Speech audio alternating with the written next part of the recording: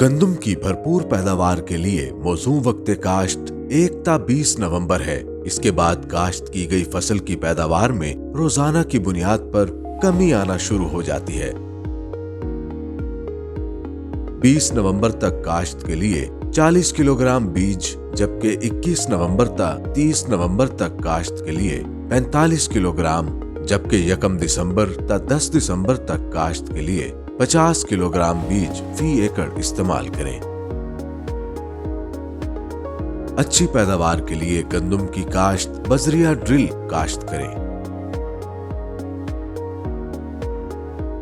गंदम के मौजू वक्त काश्त के मुतालिक मजीद मालूमात और रहनुमाई के लिए मुफ्त हेल्पलाइन 0800 00 332 पर राब्ता करें या FFC की वेबसाइट पर काश्तकार डेस्क मुलाहिजा करें।